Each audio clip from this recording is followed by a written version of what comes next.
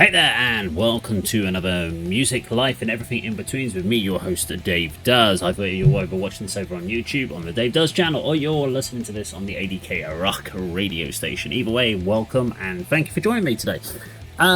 This is episode number 4, and for those that may have missed episodes 1, 2, and 3, the concept is very, very simple. It's usually around 5 a.m. in the morning. I set the camera up, I set the microphone up for 1 hour. I come in with maybe one idea of a topic to talk about, and that's about it. I have no other concept, no other plan, and it's just where my head goes for effectively for 60 minutes. So today's topic, what are we going to talk about? I had one thought this morning, and it's usually these thoughts come to me at the 2 a.m, you know, where you sit there at 2 o'clock and you suddenly go, oh, that's a really interesting topic. And you probably realise that about 8 hours, 9 hours later that you suddenly realise actually it probably wasn't that interesting a topic, but at the time it felt like a good idea. But I want to talk about people who actually make music their life, and at what point does it become your life? Because I think in the last one we talked about music being part of your life and like how does it impact you and stuff like that. But I was actually talking about more people that do music as a career, whether that be working as a promoter, whether that be as a musician, working in a recording studio, but basically your entire existence relates to the music industry. Because we all know that there isn't a lot of money in it when you start out, so you have to go from a point where you go from having money, working as a job, unless you're lucky enough that you start young enough where you have support from family that can help fund your ambitions. Like if you're at school and you think like, I'm going to become a musician, your parents are very supportive and go, yeah, do you know what, that's a brilliant idea, we want to help you.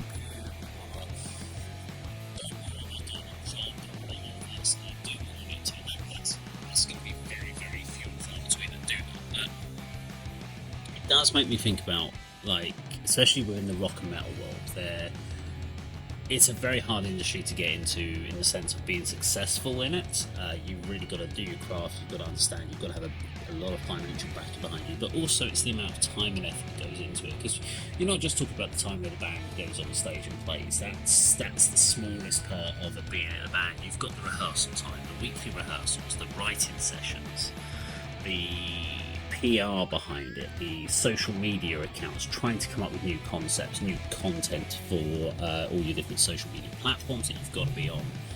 It's sort of effectively a full-time job. We've seen people out there that have actively gone on at this, and they've just pushed to try to get their brand out there. And the quality is, the question is if their product is not what people want, no matter how much you put into it, you're never going to break through on that one. And I wonder when people make that decision. So I can only talk from what I can say from my personal experience. So I've never committed 100% into being like doing the musician thing. It's always been a hobby, but hobbies can be very expensive. And I think a lot of musicians treat their lives as a hobby. So I worked in a job which was a full-time job, working for a big commercial retailer. Did area management, store management, stuff like that. I was earning decent money. Was earning a lot more than I earn nowadays. And 6 years ago, I made the call to change my career path. Spent a lot more money initially setting up so that I could work within the gardening landscaping business, but freelance, basically working for myself, sole trader. And that allows me to then have a lot more flexibility in my time, which would allow me to focus more on doing stuff on YouTube, which was at the time, back when I was doing this, would have been kind of when I just started YouTube. So it was meant to be kind of this idea that I'd have a bit more time in the evenings, and I'd still be working and building the business up for the first few years. And then the business would self-contain itself, which it kind of has in a way and hasn't in other, because I have over the last few years put less effort into the gardening business, and as I've moved away from clients, or jobs are finished with clients, I haven't taken on any new ones, so I've just freed up more time for me to enable me to do music projects or YouTube projects, stuff like that. But if that doesn't bring the money in, at what point do you have to go even further in? Do you have to kind of go, look, do you know what, I'm going to have to commit full time to this and quit my job and all that You've always got to worry of the finances on you, especially if you don't live with your parents and you're not able to do that. So one reason is that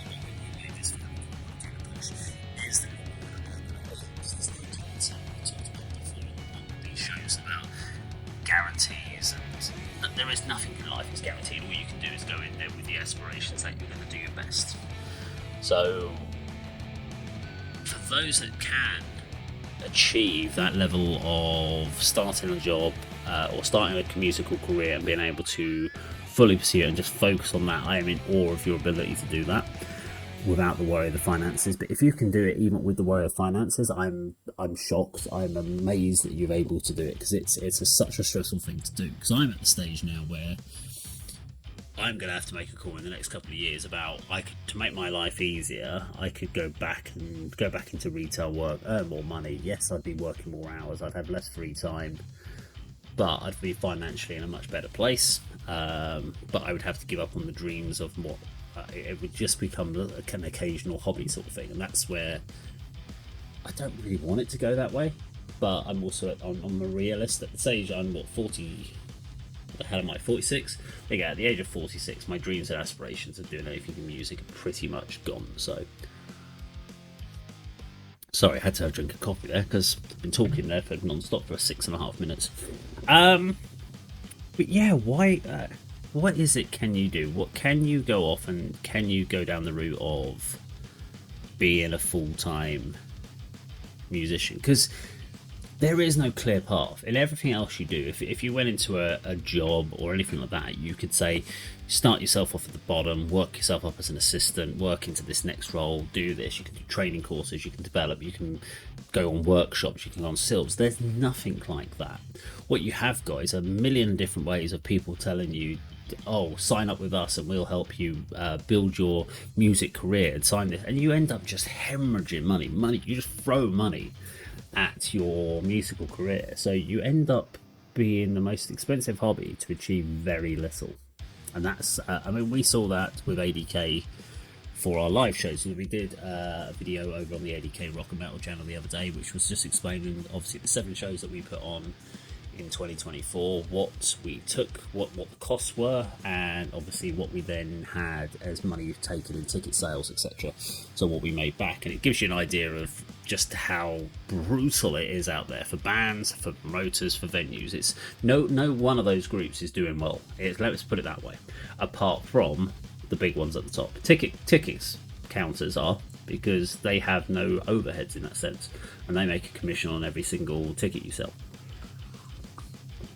So Ticketmasters, C Tickets, all those sort of companies, they're doing fine, because they it's all e-tickets. It's hardly anyone actually gets printed tickets anymore. So the simple fact they've got is, yes, they have a computer infrastructure behind them, and call centres and that sort of thing, but they haven't really got a box office they have to maintain. They have to print tickets anymore.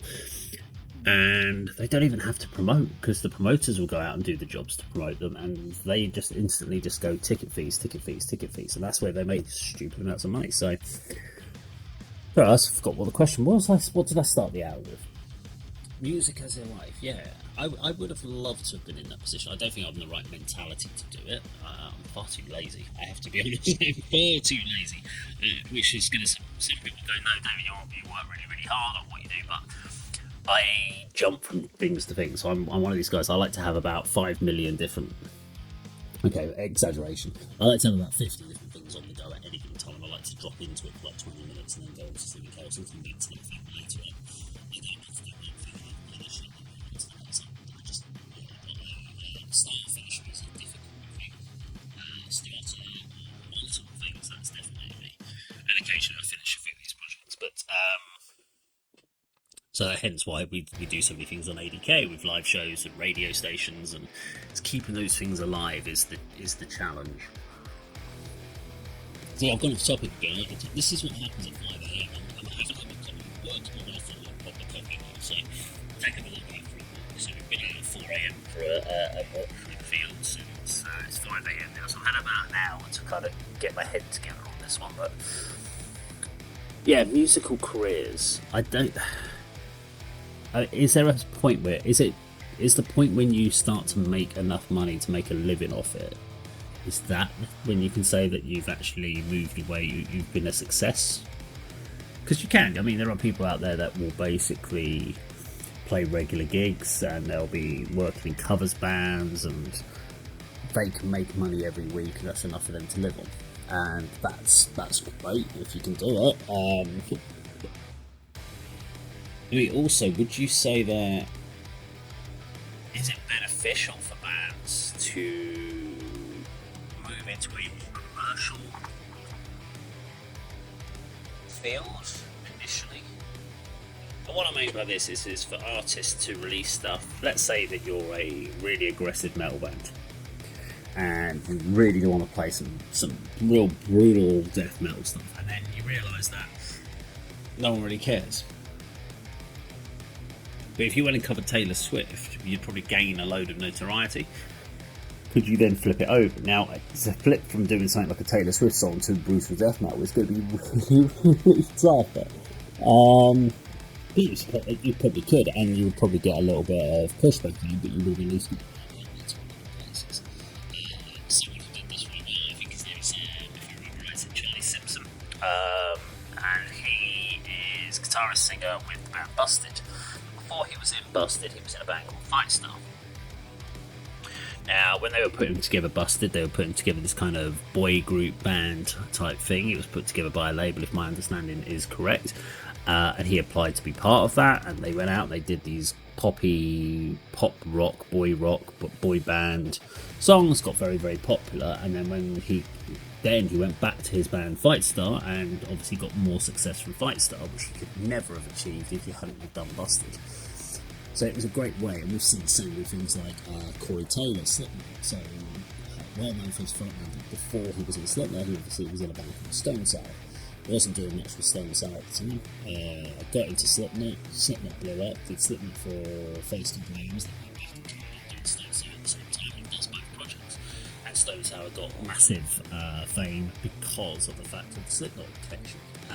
And so there is an element of, can you, if you've got a passion project or a passion for music and a passion, you've got this group that you're really passionate about but you're not breaking through, is it worth going down and being part of another group so that you can gain notoriety, so that you can then go back to your passion project and get fame from that?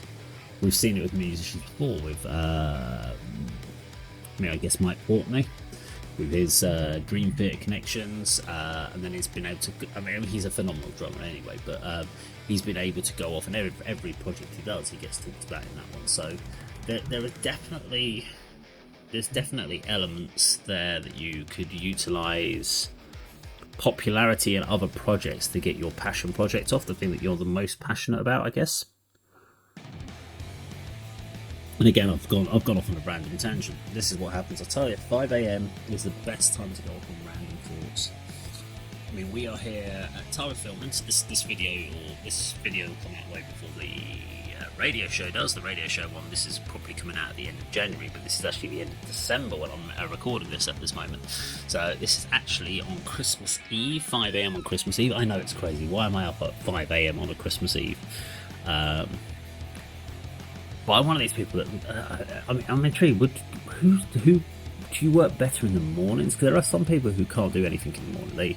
They get up and they spend forever in bed, and then eventually they get up by mid-morning, and then they're much more productive in the afternoon and evening. I'm completely the opposite. I am get up at 4 o'clock, 3 o'clock, whatever. Get me coffee, wake up, whack a load of pills in me, get myself all together, and then get 3-4 hours work out of the way, take the dog out, go and do a few things, have some breakfast, whatever it might be. I like to be like, by 10 o'clock I like to have actually finished like a day's work and got all my ADK stuff done, and that way when I come home of an evening I don't have anything to deal with. I don't have to worry about putting work on, because I'm exhausted. My favourite thing of an evening right now is just sitting there with the wife and the dog and just watching a film and just lying in bed in the evening, getting some sleep, and then getting up really early. So it's a weird one that are you a morning or an evening person for working? I'd love at 5 o'clock this morning now. I've got these ideas for a drum track for a new Telescribe song, and I'm like, I really want to play, but I can't because I've got neighbours, and it's 5. It's at the moment it's 5:20 in the morning. I don't think they're going to appreciate me playing drums. So I've got to wait at least another 4 hours until I can actually do any of that. So I'll be, after I do this video and this radio broadcast show, I'll be putting that on there. Now, obviously, we don't play music on this hour. This is just me. I have so many shows because I do all the other shows on not all the other shows. There's some great shows on the station. So this is almost like talk radio. Hi, you're listening to talk radio. Except I don't talk about the latest topics out there. Although there might be. Let's have a quick look while I have you wrapped on this on radio.net and of course YouTube. Let's find out. Yeah, what would you say is the best source for news out there? I mean, there's a lot of times with, like, I use two, Blabbermouth and Loudwire are probably the two that I go to the most because they're pretty good actually for it. Blabbermouth tends to be complete nonsense. I do find a lot of the time it's just non-stories, and there are a lot of non-stories out there. I mean, this is the news. I'm going to read it out for you so you can tell me. Like, so this is like 12 hours ago. I don't know, is that a word? 12 hours ago, Tommy Lee's wife details their different hygiene routines. Who the hell cares? Really? I mean, that's really reaching for news stories out there. The 15 best metalcore and hardcore albums of 2024. You know, Knock Loose has got to be in that list. Come on, there's got to be a Knock Loose in there somewhere. Although I am not a hardcore fan. Yeah, there you go. Knock Loose is listed in there. So where do they come up? Got 156, Silence, never heard of you. Alpha, never heard of you. Better Lovers, never heard of you. Candy, never heard of you. The Chisel, never heard of you. Contention, I mean, this is a genre I'm never covering it yet. Knock Loose, you won't go. I knew they'd be in there. That's about the only one I knew. Nails, Poppy. So that's an interesting one because obviously Poppy is kind of a real pop-esque music crossover. She's a really interesting. It's an interesting element to have that kind of crossover. Is it heavy? Is it poppy? What is it? Yeah, it's an interesting one. I think it's going to be with that particular artist. She's one of these weird crossovers. Let's see, she's breaking a bit more boundaries. Anything else in there? Devin Townsend names Fiend and Tice's current works together. Okay, might be an interesting story. But there's a lot of these kind of like top 10 metal traditions. 31 essential rock and metal albums. It's like, who cares? Is there actually no news? I mean, maybe if they only focused on the actual news, it'd only be like one story a week. But I mean, the biggest one this week, obviously, now if you're listening on this radio, it's a long time ago, but the Amen frontman Casey Chaos has died at the age of 59. I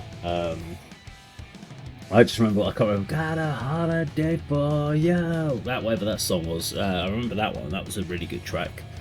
I've got the album, but I found Amen a little bit too abrasive for me. But yeah, it's sad to say he died. I don't know what he died of. At 59, it's still too young to really.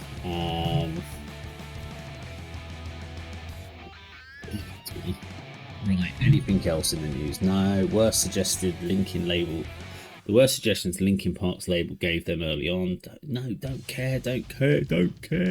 Well, it might be a Spinal Tap sequel, which I'm not really sure if do we need one. I mean, Spinal Tap is of a certain age. Like if you were in it is an 80s absolute iconic, late 80s, early 90s. I guess it's 80s. Spinal Tap is a classic movie. You cannot.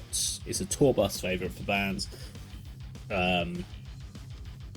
And it's an absolute classic. I mean, when you see some of the stuff they did with, was it Break Like the Wind and band playing and stuff like that. Some of those things were quite funny, but we all know that they're actors playing their parts. But I don't think. I mean, what would it be? Spinal Tap at a retirement home? I don't think we need it. We don't need to tarnish what they've done. It's a classic. Leave it alone. Don't need to go back to the brand.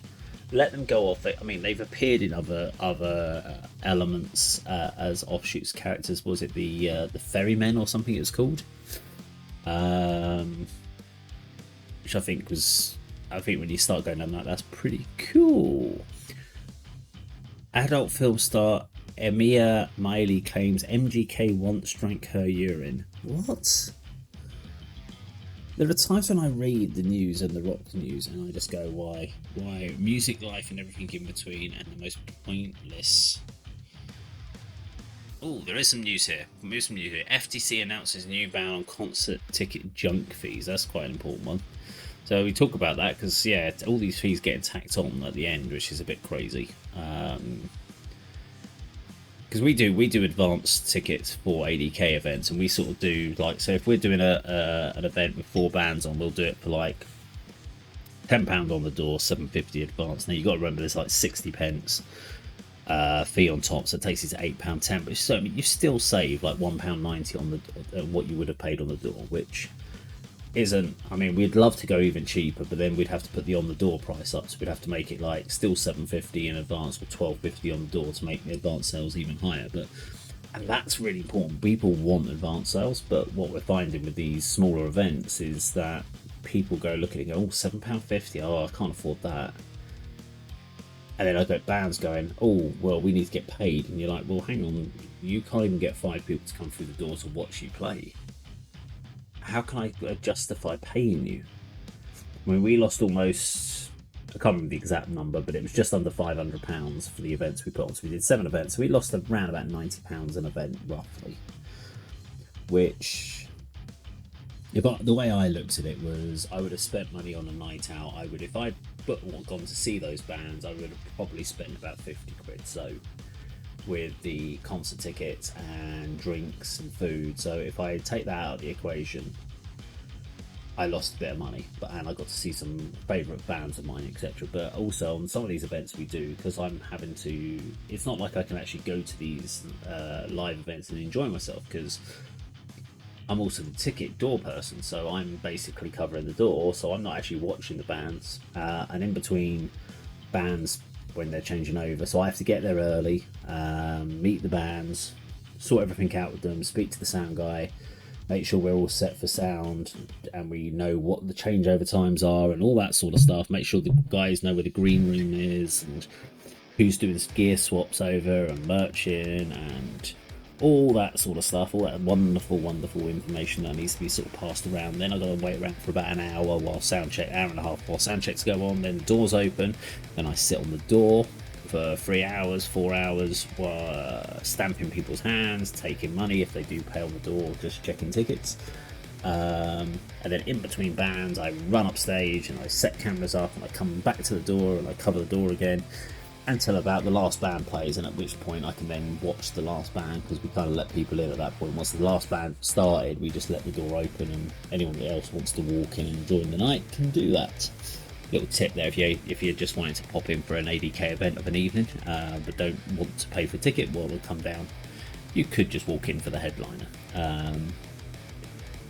No guarantees on that, because you never know, you might be a sold out event, which would be lovely if we were, but you never know. Okay, so I've been talking for 24 minutes, I should say. 24 minutes, there we go. 24 minutes we've been going for, and I have still no idea what I'm talking about. See, I don't know if people find this sort of stuff interesting, where your brain goes, because when people are talking and you either listen to someone on the radio, because I listen to a lot of talk radio. Specifically, I listen to LBC radio here in the UK. And I do it with James O'Brien and Nick Ferrari in the morning, all these guys. And it's usually because I'm going to work at that time, so I like to listen and find out what they're talking. Now, they talk a lot about the political landscape, but they don't talk about music or anything like that, but the amount of ideas of things that pop into my head in the morning when I'm listening to them, I find really interesting. Now, if you're listening to this and you're going, well, David, I've got this thought, but you mentioned bands and tickets and guarantees, where you talk about passion for music, I've got these things, that you can head over to adkrockmetal.com. There is if you go to the online radio page, there's a comment section there. You can actually, or a contact us section, and you can just kind of send over a comment back and give us some feedback, 'cause it's always interesting. So if you've got anything you'd like to throw in into the Music Life with Everything topic for discussion, please do send it over. Or you can, if you're watching this on YouTube, just leave it in the comments down below. Although I think on YouTube, to be honest, no one really watches a video where you're just talking bollocks for an hour. Because actually, I don't know, would you watch a video of just someone talking random bollocks? I think it would make a good background video, you know, like if you're just sitting there, like you're in the kitchen doing the cooking, or you're doing some work and you want something on in the background. I think someone talking random crap for an hour could work. I don't know if I'd want to listen to it. I'll broadcast it. I'll do it. I'll talk for bollocks for an hour. But I don't know if I would watch it. Which is not a great way to sell a show. Come listen to my radio show or my YouTube video, which I wouldn't watch or listen to myself. I don't know. It depends on the person. I think that's the thing. Do you value all that person has to say? Because we have 3 hosts over on ADK. So you've got myself, we have Andy, and of course Kirk. And all 3 of us have completely different viewpoints. And I love that about ADK. I love the fact we have 3 different viewpoints, because if we all agreed to everything, it'd be really, really boring. Our conversations would just be us basically going, "Oh man, your opinion's so brilliant. I agree with everything you say." And there are times when actually we do agree with each other and we agree with certain points, but there are a lot of times when we disagree. And I think it's actually healthy to have those disagreements, because it really challenges why someone likes something. So Kirk is he's like Faith No More, absolutely loves that band, loves everything about them. Me and Andy don't see, just, I understand they were different, they have an influence on other bands, etc. I do get that, I do appreciate what that can mean, but as a whole, I'm just like, yeah, I don't get it. The music doesn't kind of resonate with me at all. And it doesn't with Andy, but it's something he's really passionate about now. Andy keeps giving me some like, "Oh, I was listening to Pentagram," and I'm like, I listen to it and I think, what the hell is this shit? Or they give me some blackened metal thing, and I'm like, the production's awful, it sounds all echoey and it's overly distorted, and they're like, yeah, that's what they're going for, that's the sound of blackened metal. And I go, what you mean it needs to sound shit, is what you're basically saying to me. The shitter the better, basically. And apparently, yeah. I'm like, okay, look, I don't get it. I would like to hear, I like a bit of warmness in the sound of that music. I don't want it to sound too polished. I want it to feel like they've got a really good live, amped up mic'd room in the recording studio, and that I want to feel like all the musicians were in a room playing together at the same time. That's what I want my albums to sound like. I don't want it to sound like everyone's recorded in isolation, it's just been laying up and it's all been cleaned and all the edges are taken off it. I don't want to hear that. That's not for me. I think that's when you lose soul in music. But yeah, I think some people don't appreciate or like what we do over on ADK because of the abrasive nature of some of our commentary. Because it is very difficult. I have to be honest. I mean, to go into a video, or to go into one of our breakdown and pulled apart reviews, where we take an album or we take a song, and we have to go away, watch the video, break it into 1 minute blocks, and then talk about it. And if it's something that there are some songs you have nothing to say about. And no, not because they're really bad or anything like that. To be honest, if it was really bad, you'd have something to say about it. What it is, that's the best way I can talk about certain songs. And then I like them. It's fine. You like it. There's nothing really much to say about it because there's nothing exciting about it. It's just ticking all the boxes. It's like, okay, you've got a basic song structure that works. It naturally flows, but it's very generic. It's been heard before, and that's the biggest thing for us. Is we're always looking for something that's a bit different, or someone who's doing something really well, or something that surprises us, or something that creates an emotion. And that's my biggest one, is the emotional connection when you're talking about music. Is soulless music is just destroys me. I can't be bothered with it. If I listen to a song and I feel absolutely nothing, then I really struggle. I really struggle to give a commentary on it. Now the good thing is sometimes Andy will feel something, or sometimes Kirk will feel something, and that helps because then we can discuss that. But when all three of us feel nothing, it means it's a really difficult review. Because how do you review something that you have no emotional connection to? Now viewers, interestingly from our point of view, get really annoyed about this, and I don't understand why. It doesn't matter that we don't get an emotional connection. If you have an emotional connection to a song, absolutely brilliant. We did a video review for a band called, I've got the note here. The song was called Rebold. I'd never heard of this band before. What are they called? Rolling Quartz, and they've been together. An Asian girl, Korean. So they've been together 5 years. Never heard this band. And there is absolutely nothing wrong with this band at all. They're very much they're a commercially focused, and people go, "Oh, you say commercial like it's a bad thing." I'm like, I'm not saying it's a bad thing. It's just an observation of how they approach music.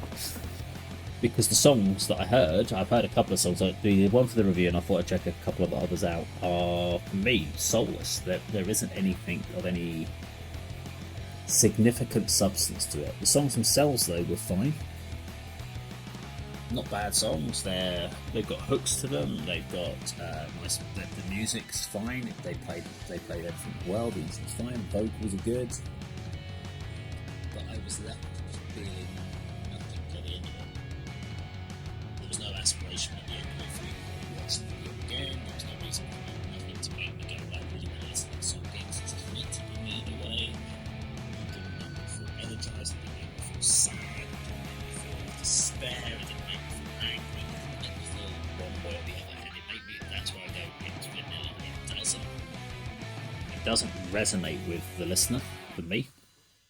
But there will be other people that will absolutely love that song, and it will resonate. And for when you say something like that, where you go, this music doesn't resonate with me, the viewer then goes, you're an idiot, you don't know music. But that's the passion about music. That's what I love about music. Is it doesn't matter if I don't love that music or I don't like that song. There is going to be some songs out there that absolutely resonate with me, and someone will go, yeah, but that's just generic crap, it's bollocks. And I'll be like, okay, that's an opinion.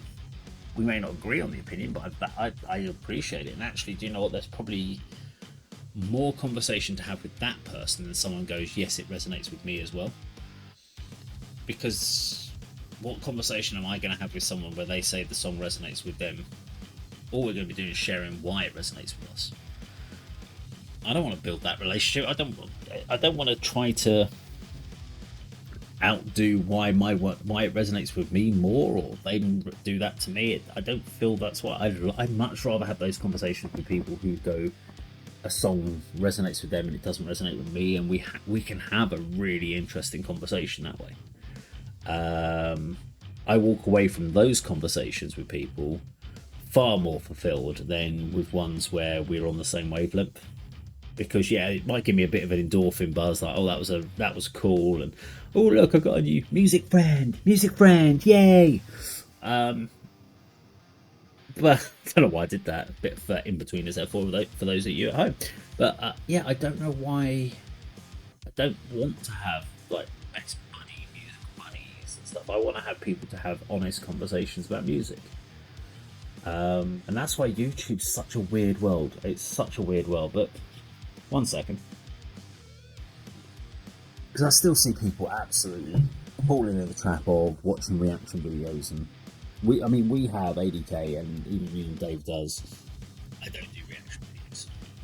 We have talked about it. We talked about it the other day, and we were having a conversation about should we do some reaction videos in the traditional format of put the video on, watch it, and talk about it afterwards. Like we did at the beginning, and I kind of said to the guys, I said, look, well, but we're never going to do the reaction that people want. We're never going to do the, oh my god, this is amazing, because that's just not who we are. So we're not what we call reactors. We're not we love music, we love talking about music, but we're not reactors. Reactions, I've said it time and time again, reactions are a form of entertainment for people to put on a persona to show their reaction, and they play up to the camera. No one, I mean, when was the last time you listened to music without a camera? If you didn't put a camera on yourself to film it and you listen to a piece of music, you don't jump out of your seat, you don't go, oh my god, what am I listening to, this is amazing. You only do that if there's a camera on you. You play up to the camera. And we hate that. We absolutely hate that.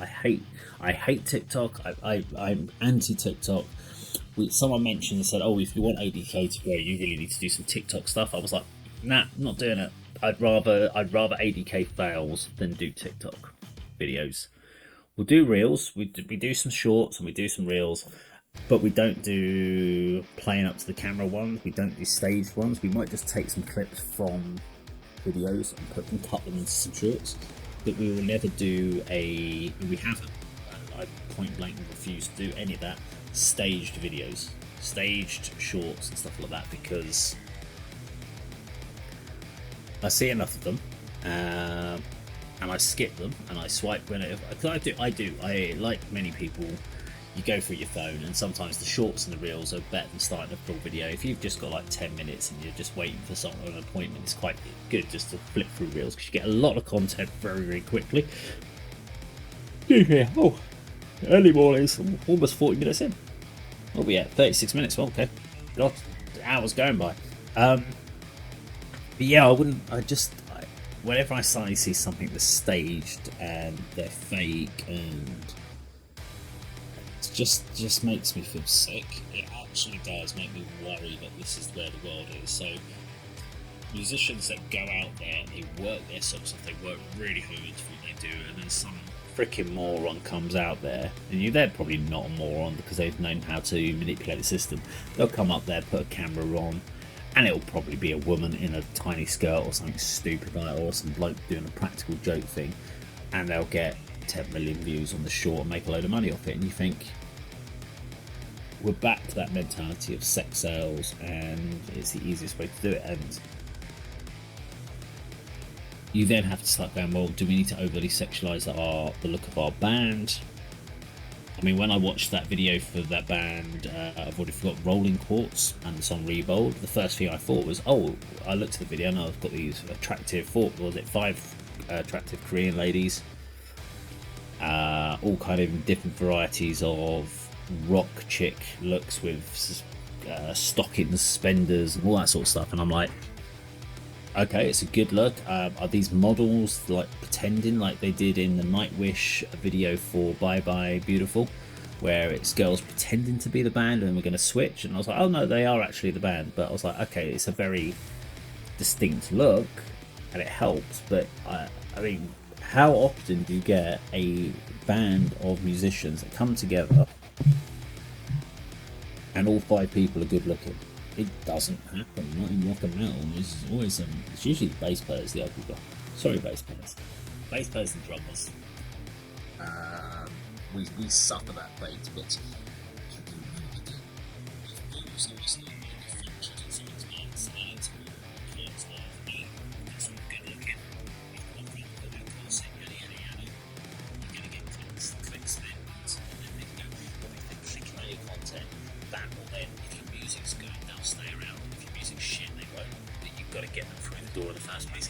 sex is the way to do it, and no one wants that from the ADK team. No one wants that. So yeah, we won't be doing anything like that. We're not going to do any of those crappy TikTok videos. I'll never put ADK on TikTok unless ADK is taken over by someone else, but generally while I have control of the ADK, I will not be allowing ADK to go down and be sponsored by TikTok unless they give us like £1 million or something. Then maybe I'd let them sponsor us. For that, I'll sell my soul for $1 million. I'll buy that for $1 million. This is why I have to have a big coffee first thing in the morning. My random chat. What was I going? TikTok's Japanese, TikTok's Chinese, and they always say like TikTok's spying on you, isn't it? That's their big thing. Like TikTok, if you download TikTok on your phone, the Chinese will get all your information. Guess what? They probably already have, because every app you've got on there, most of your phone's operating systems are probably Chinese. And guess what? If the Chinese haven't got it, one of the other governments have. So yeah, don't worry about it. Whatever you're talking about, you're bound to have your information is out there somewhere. I mean, don't you notice it's like we got a dog, me and the wife got our dog Smudgy, and yes, talk about you, Miss. He's just sitting over there, and as soon as we got the dog, we were like, oh, hang on, what sort of pet food should we get? And now, training. Let's talk about training. And my Facebook instantly was like, or go onto the emails, and all the ads on all the apps changed to that. I was like, oh my god, literally, the way that these systems work with Google search engines, your data just goes to everywhere, and everything's linked together. Just, I wish it would be able to send me like correct musical suggestions. How do I spot? I mean, I don't use streaming. I mean, there are other streaming platforms to Spotify, aren't there? There's Deezer. Is Deezer one of them? I don't know. The reason, but I don't know is because I don't use streaming platforms. Even though my phone connects, there are a lot of times when I'm working where I work in an area that has no phone signals, and so I'm like, if I want to listen to music, that doesn't help me unless I download what I want to listen to in advance. So I actually do. And I'd much rather buy when bands put albums out and put the MP3s available to download the whole album. I'd rather pay £4 and download the MP3s and own them.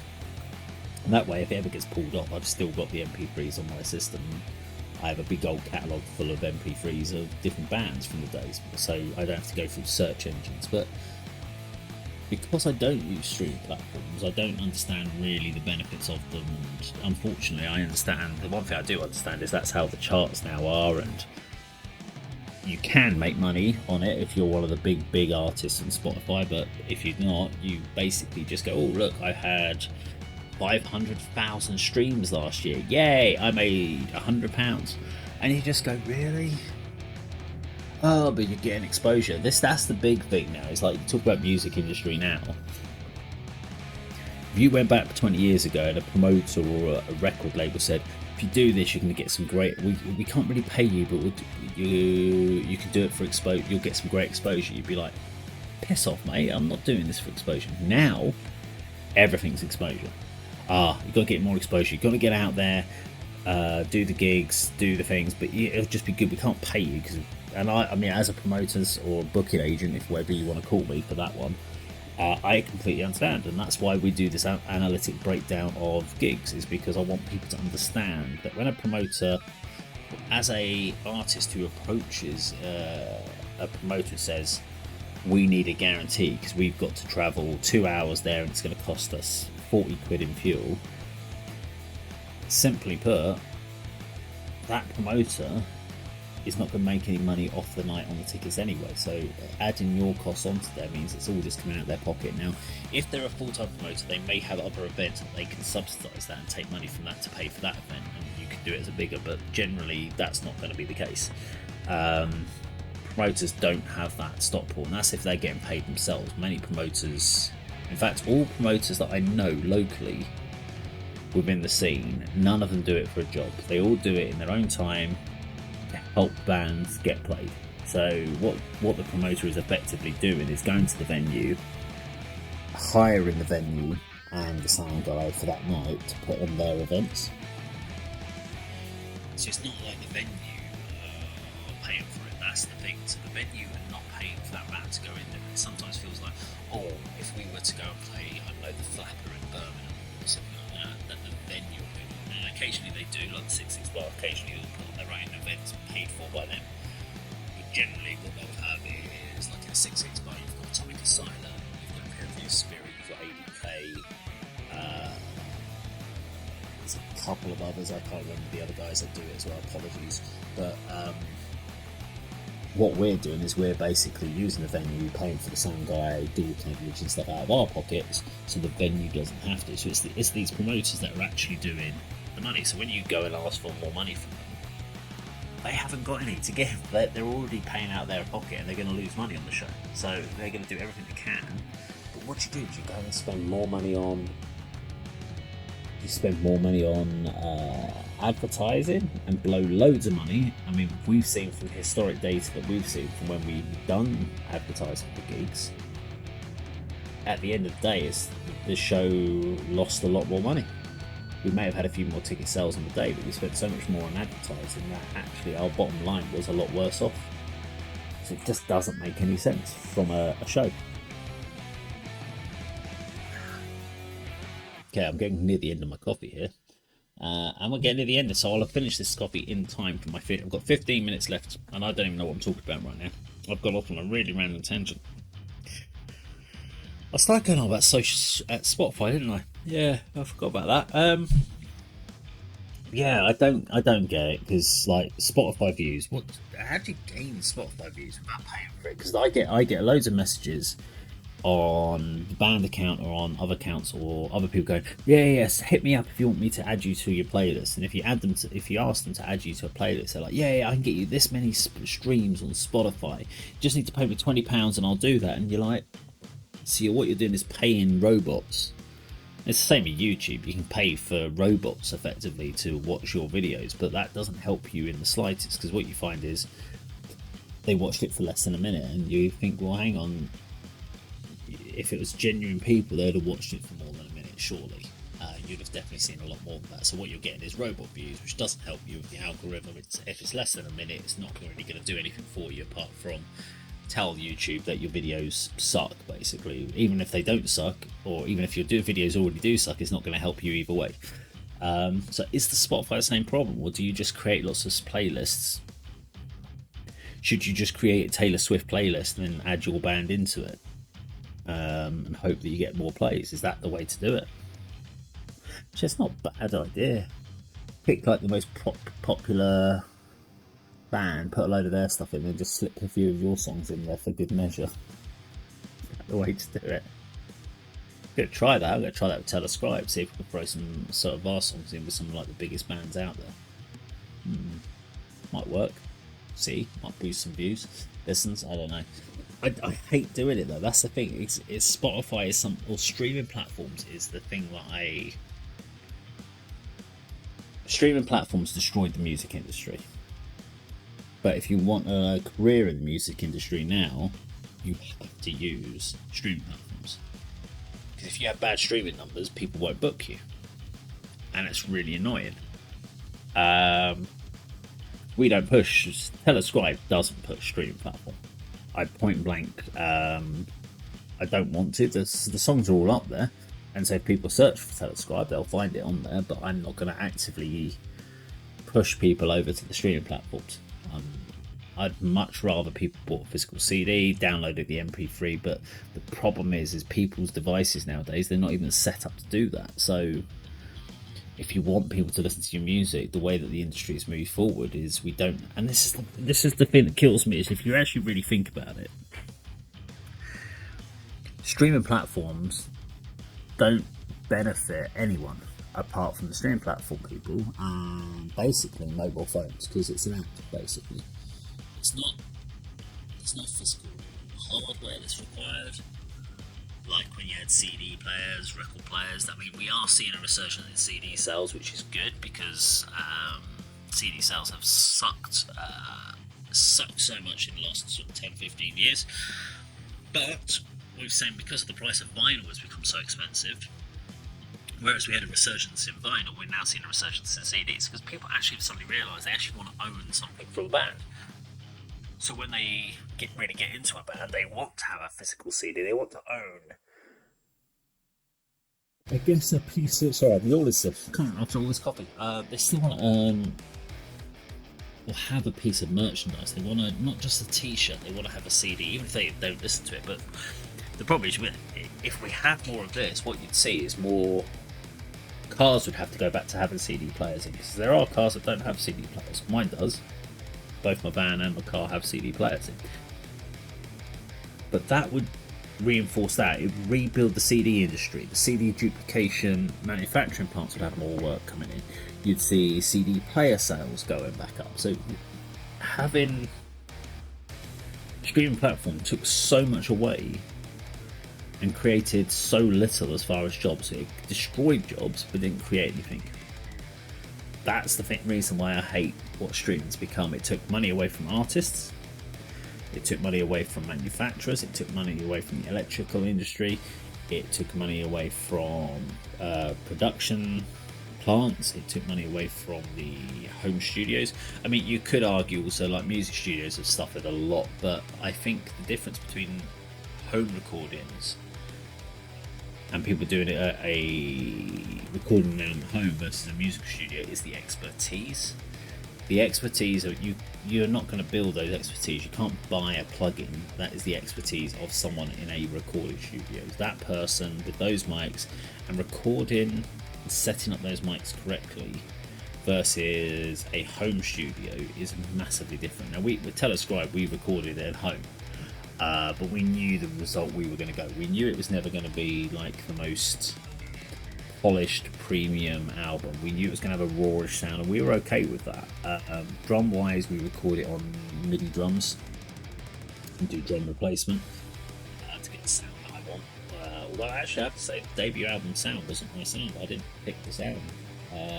Used did a good job generally overall.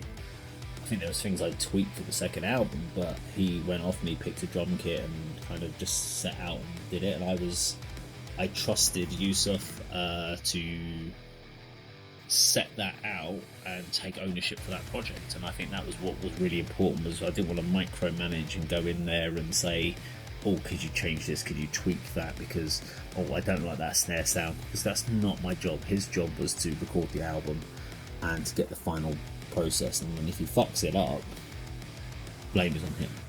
That's his responsibility to spend that time. My job was music videos, and if I fuck them up, that's my responsibility. And I did make a couple of mistakes. There was one in the Hallowed video by Telescribe that there is an actual visual error that made it into the final video, which I didn't see until the video came out. So hey ho, there was a mistake. I don't know how I missed it in the editing. Right, any further topics? What are we at? We're at 52 minutes, got 8 minutes left of the hour. Let's talk about music. I wish to talk more about music. I mean, do we think streaming platforms will ever go away? I don't think they will. Streaming platforms don't really make money, as they've said, but there is... I think things like record labels like Sony and stuff like that, they make too much money off these platforms by releasing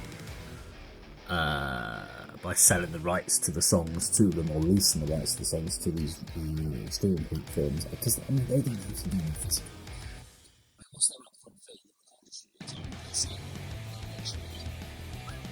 Just lease out the money, lease out the album straight to the streaming platforms to get the money back, and they've recuperated all their money. Good job done.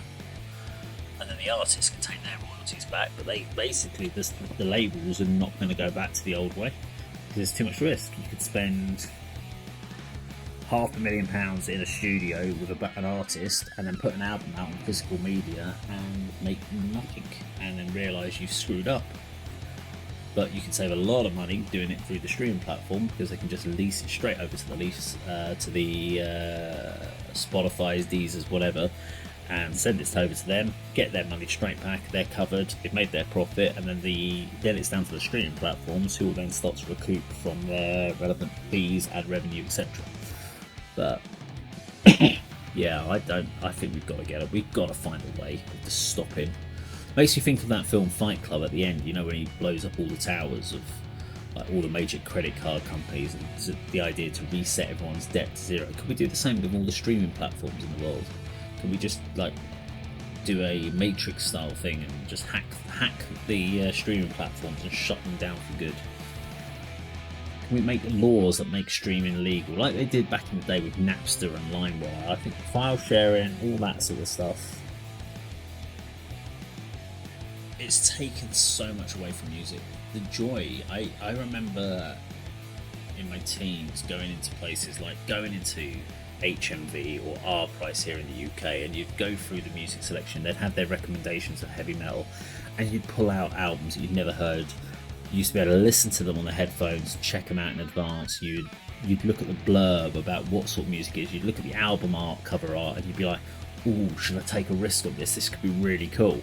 And then you'd buy the album, and then you wouldn't have any more money to go and buy another album for another month. So you would end up playing this album front to back, back to front, over and over again, and you would learn this album. I don't do that anymore. I don't spend any time on albums. Why? They've become like a freaking cheeseburger from McDonald's. They're instantaneous. You consume them, you move on, you go on to the next one, and you might come back to the album on rotation. But back in the day, back in my day, when I was a kid, back in my day, but back in those days, you'd get an album and you would absolutely spend quality time on it because you didn't have a lot of money to do that. Going to places, I think it's there was a place called in Notting Hill Gate, and there was one in Shepherd's Bush as well. They're all there was a few of them, and they were what are they called? CD, cassette, and game exchange, because you could get video games in there, and they were brilliant because you'd go in there and it would just be the cassette ones. I remember getting cassettes at the time before CDs. And they wouldn't have the physical CDs or the cassettes. You'd just go to heavy metal and it'd be alphabetical, and there'd just be a card, and it was a piece of card, and it had the album name, the title, and it'd have a price like £2, £1 or whatever. I think they'd even mark up like what condition it was in, like if it was fair, good, medium, whatever.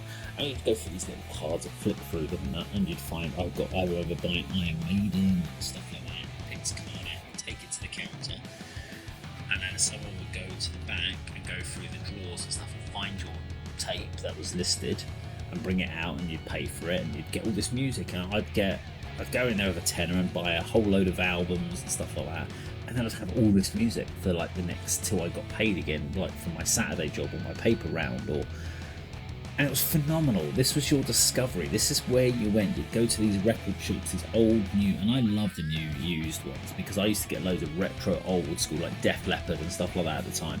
It was phenomenal to go down there. I wouldn't get a lot of new stuff. Occasionally I'd get some new stuff if it came out in HMV, and I'd go and buy it there. But I loved going through these old record shops, and I discovered so much new music that way. And that's all gone now because the discovery process is, let's put a playlist on a streaming platform.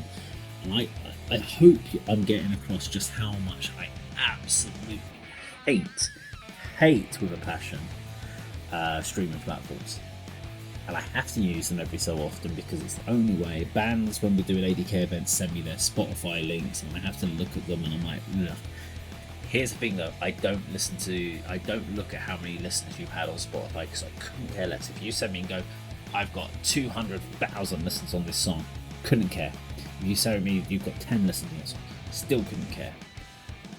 As a promoter, I don't care about that in the slightest. I will look at your Facebook site and look at what you're promoting, and I want to know what you're doing on YouTube because it's videos, and that's why I want to know what you're doing to promote your band.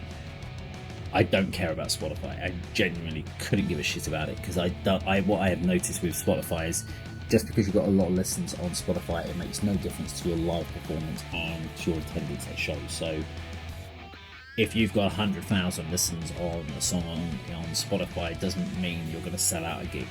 It probably means that because those listens are all around the world, so it means nothing. Unless you've got 100 million listens to that song, you might then get a few people turn up for one of your shows. So it doesn't really impact me any sort of way. But there we go. We've come to the end of the hour. I don't even know what topics we covered. Did we cover anything? I think we covered a few things we probably covered before because I'll go into my random rants, and I'm sure we've covered some stuff that we have not done before this time. I don't know if we've ever done streaming on these chats, but as I said, this is all about music, life, and everything in between. So I do hope you enjoyed the last hour. I really do want people to kind of leave me some comments down below. I do want you to, if you're watching this on YouTube and if you're on the ADK Radio, please do head over to adkrockmetal.com and send me some comments back in there for topics that you would like me to discuss on one of my another random talking rubbish. So thank you very much, and I'll see you again on another episode of Music Life and everything in between. Take care.